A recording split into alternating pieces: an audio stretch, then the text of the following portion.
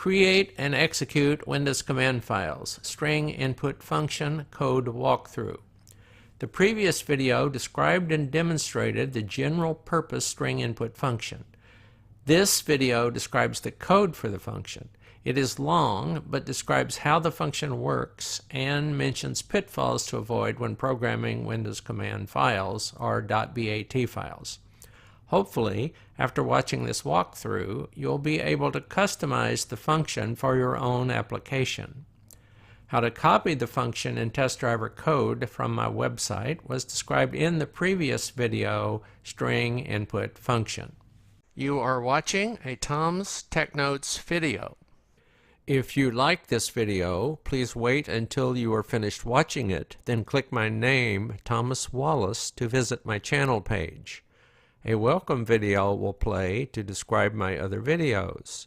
Here is the function code. You will find that it has a lot of comments in it, and I tend to use rim comments because there are some bugs in the command line processor when you use the double colon comments.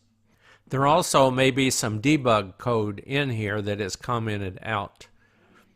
Just some hints on debugging. If your program just aborts and disappears so you can't see what happened, start sprinkling combinations of echo statements and pause statements through the code until you find out where it's stopping and then figure out what's wrong and how to fix it. And I'll point out some common errors as we go. First of all, here's an example. If you're testing anything for equal and it's a string, put quotes around both sides. You get very strange error messages if one of the sides doesn't have quotes around it and it has spaces in it or some special characters in it or things like that. Be very careful with that. So always put the quotes around both sides of those comparisons. This code at the top is how you test whether the caller, meaning the programmer, neglected to put the return value parameter in the call itself. Remember, the first parameter after you say call getString is the value parameter.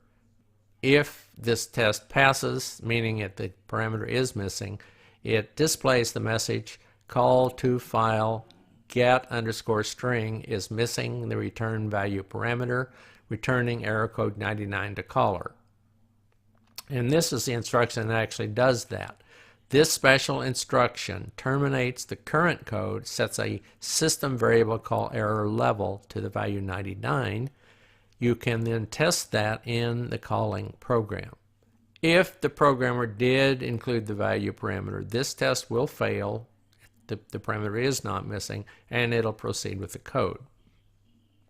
The way the code works, I set some defaults here.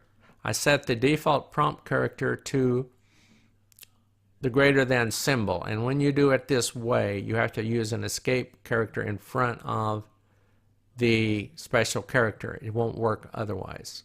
Be very careful on all the sets you use in your program, or whatever you're setting things to, whether or not you have them enclosed in quotes. Do not have any spaces after the end of the set instruction.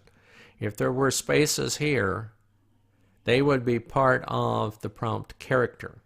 Likewise, even if there were quotes around it. If I put quotes around this and then some spaces, the actual contents of this variable would be quote, greater than symbol, quote, spaces, however many spaces you put. So be careful, don't have spaces. You can change these defaults to customize the way the code operates. These are the defaults that are used if the caller doesn't specify them in the call statement. That means the programmer, not the user. The default here, set to none, is the string returned if the user doesn't enter anything and just presses enter after the prompt. GetString will then return the word none, all capital, to the caller. The choices defaults to you may enter any string. Again, these are all if the caller, meaning you, the programmer, doesn't specify these parameters in the calling program. So if he doesn't specify the default, it returns none. If he doesn't specify choices, it gets set to you may enter any string. And if he doesn't say whether or not he wants the choices displayed, it'll set to yes. And that means that before the prompt, it will say choices, you may enter any string, and then it will display the prompt, whatever you've defined the prompt to be. And the prompt, as I said, the prompt is really set to nothing. It doesn't show here because I do it a little differently for the prompt because the default is nothing. So if the caller doesn't specify a prompt value, prompt will get set to just this character. If he does specify a prompt, the prompt will be displayed followed by this character. Here's where you read the input parameters that the caller sets either in the call or before the call. The prompt is the second parameter in the call to this function. This is how you retrieve that parameter. The default is the third parameter. Choices is the fourth parameter, and show choice is the fifth parameter. This is how the program gets access to the parameters specified by the caller. Now, the way the program works, it sets the values that will be used unless overridden to the defaults. There will be code later to determine whether or not the user actually entered a value. So it starts by setting the prompt to no default. That doesn't get displayed. That's a special code that tells the program, the getString function, to not display a prompt. This one, the default, is set here to none, and that's how that works. So again, I'm setting the values that will be used unless they've been overridden by the caller. So I'm setting the defaults into the actual working values of the parameters. The choices get set to D choices, and the D choices was set to yes. A thing to watch out for here, when you're setting parameters like this, if you put quotes around the values, those quotes are part of the parameter values, and you likely have to remove those before you actually display them or use them. So don't put quotes here unless you have to put quotes here. So after we initialized the working values of the parameters, we'll go ahead through the logic to check whether the caller has set those parameters. And I did that in a function because there's a lot of processing involved, and I call that function for each of the parameters. It determines whether or not the caller specified the parameter when he called the program and substitutes it if he did. And what I passed the function, the current working value for the parameter, the user input from the program when he called it, how he set that parameter, and I also pass the parameter this way without the expansion. And you'll see how I use that in this function when we get to the function. So I needed the value before expansion so I could figure out whether or not the user specified a character string or they specified a variable. And we'll see how that works when we get to function check no entry. That's an internal function in this program. And I did have to handle the prompt a little differently because of the fact that the default is actually nothing. Before calling function check no entry, I set the prompt to the value no default. And then after returning from check no entry, I find out whether that has been overwritten by a user input prompt string. And if not, I set it to null or empty. It's a little tricky code, but you'll see when we get into the function how I handle all the parameters. And then I do the same thing for the parameter for the default and the choices and the show choices. And since they all have value defaults, I didn't have to do this special code after you call this function. Okay, just in case I have an error in the programming code, and somehow I have wound up in that function setting the default to nothing. You don't want to return nothing as a default. That's going to cause you problems. You don't want to return nothing for choices because it'll get displayed. And it'll say choices, colon, and then nothing. So you don't want that to happen. So check for errors. Show choices should be set to yes or no. So if it didn't get set that way, tell the programmer, error in parm 5. And I do use the value nothing in the function as part of the processing. So if somehow it wound up being set to nothing, that's still an error. It should have been set to something, either yes or no. So hopefully these will never get executed. If they ever do, and you ever see this message, that means you've got to look at the function and change it. It has an error in it somehow. As I said, there's a lot of remaining debug code in here, and it's all commented out. So if you have trouble with this thing, or you're trying to modify it, put some echoes back in. Uncomment the ones that are there maybe. You'll need pauses to stop the program so it doesn't disappear after it echoes. So that's the way. Sprinkle echoes and various values from the program, and then pauses. Sprinkle them through the code until you can figure out what's wrong with your code. The function will loop and get values as long as the user is entering values that don't match those specified in the choices list. So if you do specify a list and the user enters something not in the list, this function will provide an error message and loop back and ask for another input. If he finally enters a valid value, it doesn't come back here. It exits and returns the value. The way this instruction works, it provides this prompt and stores whatever the user enters in this variable. So as we said earlier, this can be null, this can be empty, in which case you'll just see the prompt character, and that's that greater than symbol, and that's all fine. But you have to set value here.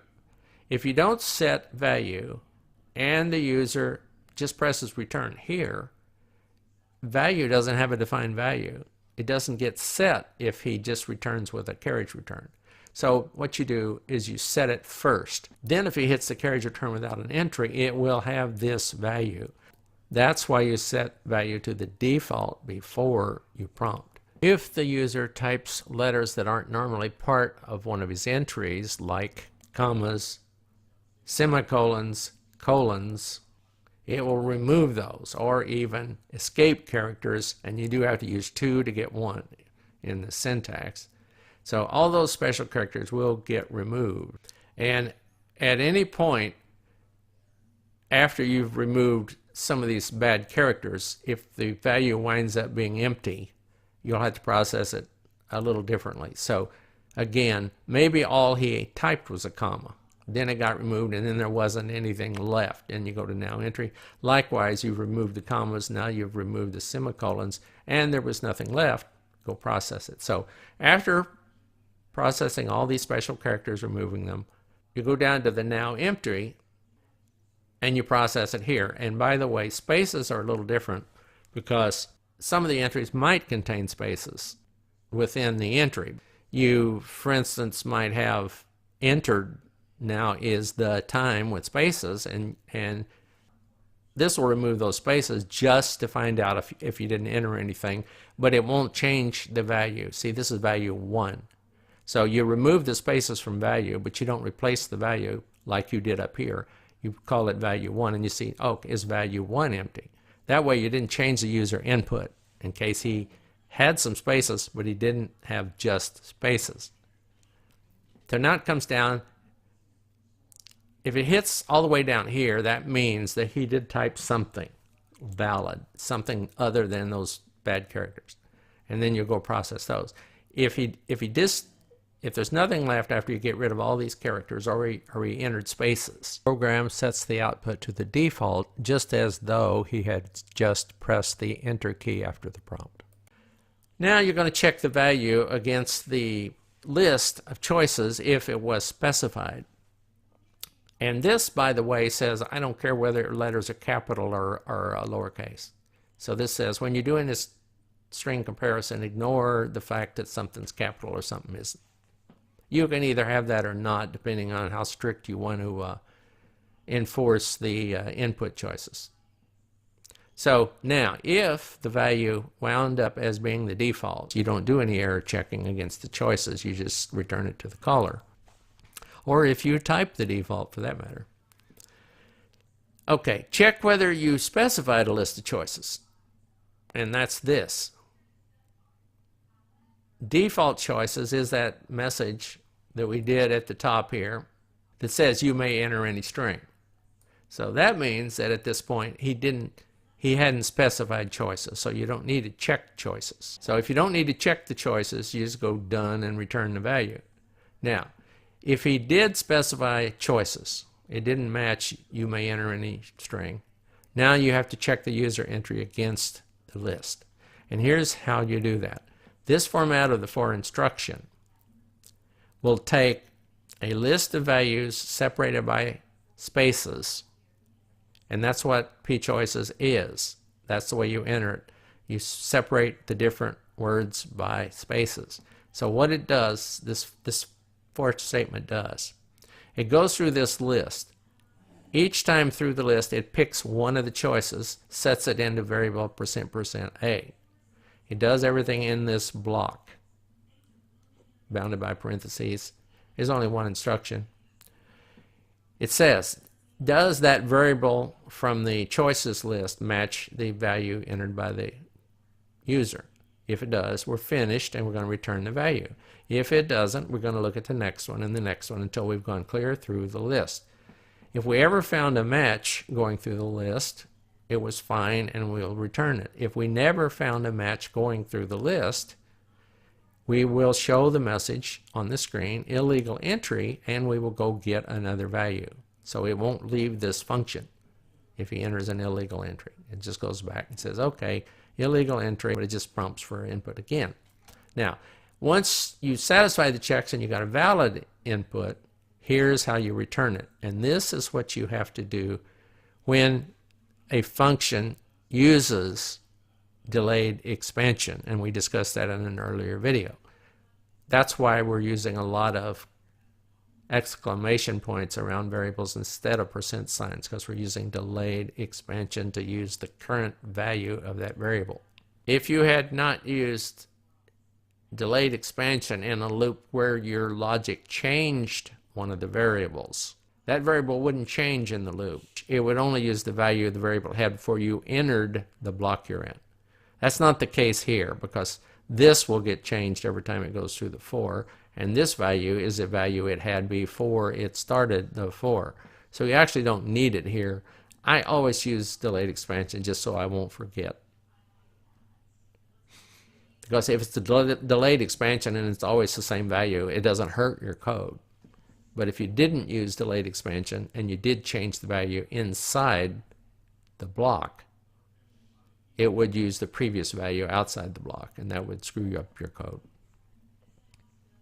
Delayed expansion is a tricky thing. You really got to understand what's going on. Back to the how do you return a value from a function that uses delayed expansion. I don't want to go into the reasons why you have to do this, but you have to do this.